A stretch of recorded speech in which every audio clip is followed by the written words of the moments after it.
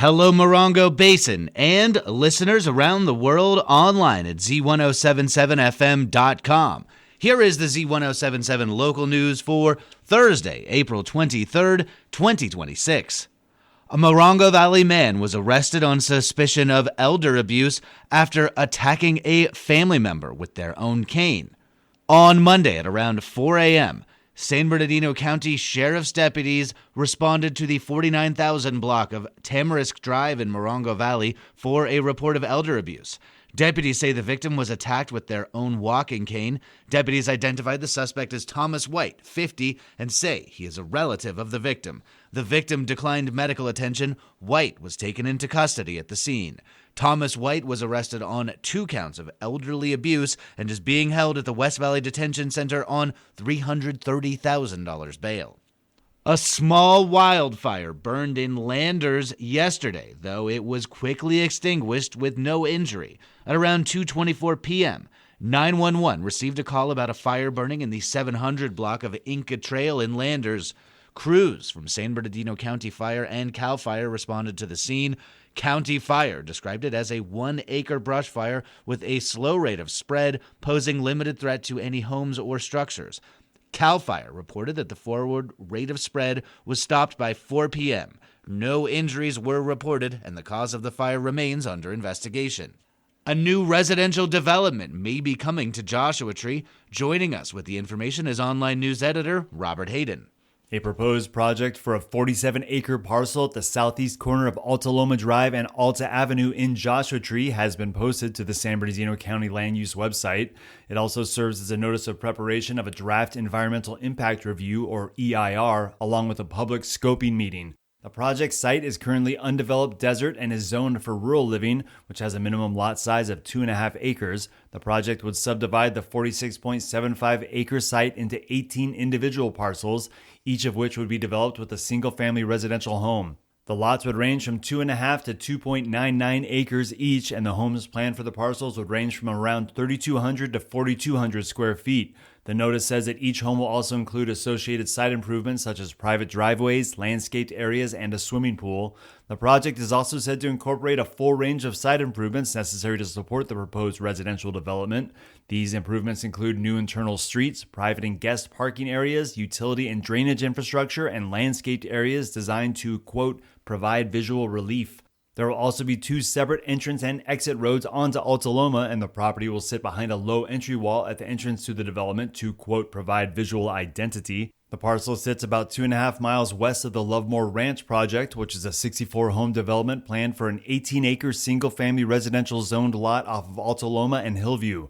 The public review period of the proposed project opens on April 20th and runs until May 20th.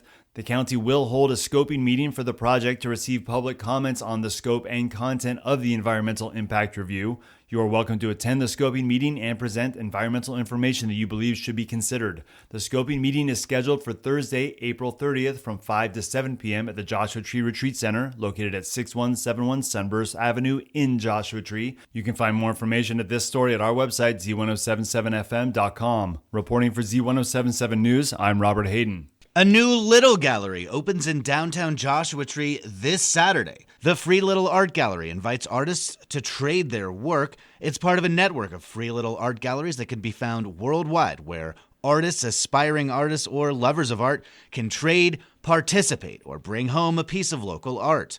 Artist Dominique Bass Terpstra felt this would be a fun community-building addition to the local artist community at an opening on Saturday.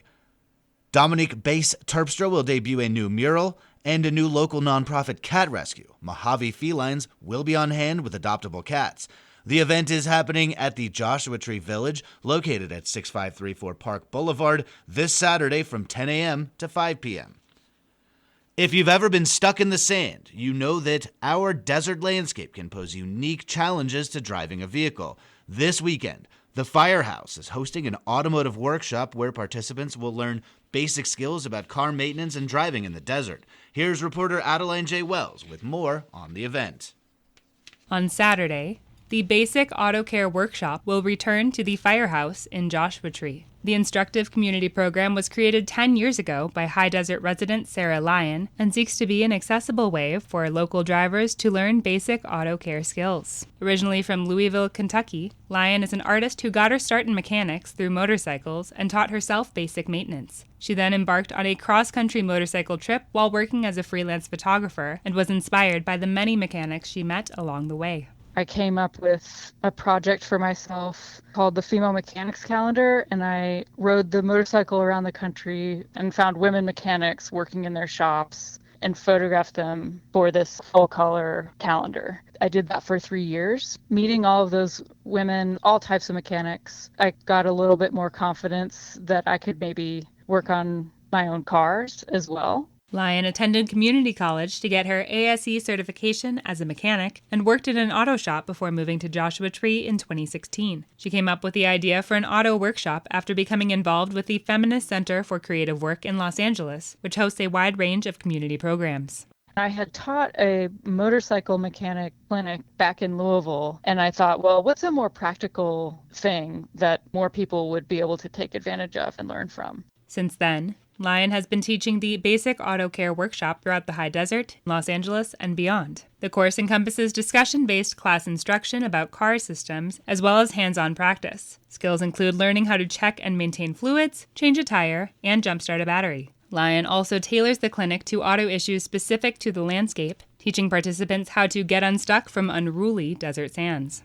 It's important to have a little bit of knowledge of how to do things on your own if you're away from cell service. When I first came out here, I was driving out in Wonder Valley and I got my two-wheel drive truck stuck in the sand on the side of the road. You see that all the time. People who just come out here and they don't realize how soft the sand is and how deeply buried you can get very quickly if you are panicking. In addition to the workshop, Lyon created an auto care manual to summarize the skills taught, using both photographs from past workshops and her own illustrations of the processes. Maintenance required, basic auto care workbook and resource guide will be for sale at the workshop. I liked for participants to be able to locate their manual, which is often in their glove compartment. And if they don't have one, to find something online where they can have that information. They should come dressed, able to get down on the ground so they can look under their car. Make sure you can access wherever those tools and the spare tire is. Your trunk's not totally full of stuff. And just come prepared to get a little dirty.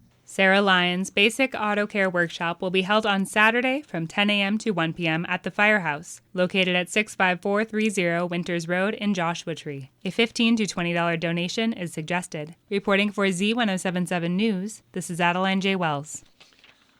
The 29 Palms Artists Guild announced they are celebrating their 75th anniversary Diamond Jubilee with a night of music, dancing, raffles, food, and a silent auction. The event is set for May 2nd from 5 p.m. to 8 p.m. at the 29 Palms Art Gallery. The Jubilee is open to the public, but tickets must be purchased in advance, and attendance is limited.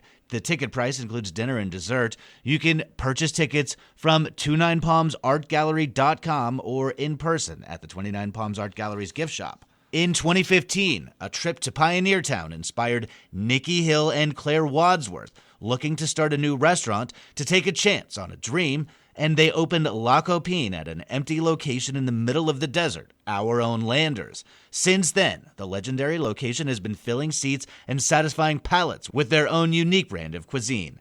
The new cookbook, La Copine, New California Cooking from an Oasis in the Desert, becomes available on April 28th.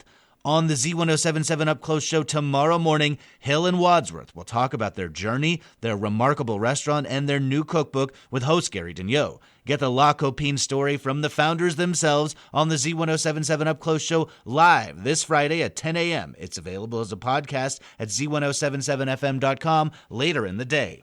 And finally, Marjorie Smith passed away on Tuesday. She was 89 years old. She was the organizing force behind the San Bernardino County volunteer organizations active in disaster, as well as a volunteer and organizer for the Red Cross. Her dedication to helping others prepare for an emergency has helped hundreds in the high desert over the years, and in February, she was recognized at the Yucca Valley Town Council with a Yucca Valley Spirit Award. Here's online news editor Robert Hayden with that story. Emergency preparedness is essential and can also be one of those things that can disappear into the background of everyday life. Not if you spent any time around Marjorie Smith, who was recently recognized with the Spirit of Yucca Valley Award for her outstanding service to the town of Yucca Valley and the entire Morongo Basin. Marjorie joined the American Red Cross as a community engagement volunteer in 2022, and she's been instrumental in connecting communities with emergency services and growing the base of volunteers here in the basin. There hasn't been an emergency in the Morongo Basin that she hasn't helped out with in some fashion. From 2017's devastating floods in Joshua Tree to the Palm Springs bombing last year, she'll get calls from agencies and organizations looking to help connect our community to emergency services and law enforcement all over Southern California. I first met Marjorie at a county emergency services resource fair in 2025, where she was handing out emergency lanterns, cell phone chargers, gloves, and other items that can be essential in an emergency. Here she is in that story from January 14th of last year. I'm in charge of all the volunteers in time of disasters for the Morongo Basin. Marjorie knows how to get volunteers. Betty came down to get some supplies for her 87-year-old neighbor. And I said, well, I'm in Yucca, I'll go by there. And she saw me in line. She goes, do you have a few minutes? And pulled me right out of line. There's always a need for a volunteer. Those sentiments were echoed at Marjorie's impromptu speech at the town council meeting after being presented the award. She says that while you may think that you're prepared for an emergency, if you haven't made a plan and talked to your neighbors, then you haven't taken the first and most crucial step. Emergency planning begins with you. And I'm so honored by this award tonight. This is a complete surprise.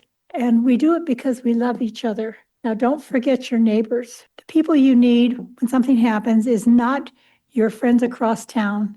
People you need are the people who you're surrounded with. They are the people that will make a difference in your life. Get to know your neighbors and become self-reliant. And if we can help one person, just one person, be safe and not afraid during an event, we've done our job. Reporting for Z107.7 News, I'm Robert Hayden. That's our local news. Hear local news 7 times a day, 7 days a week at 7, 8, 9, noon, 4, 5, and 6. If you hear about news happening, let us know. Email us at tips@z1077fm.com. Reporting for the Morongo Basin News Leader, the award-winning Z107.7 Local News, I'm News Director Jeff Harmatz.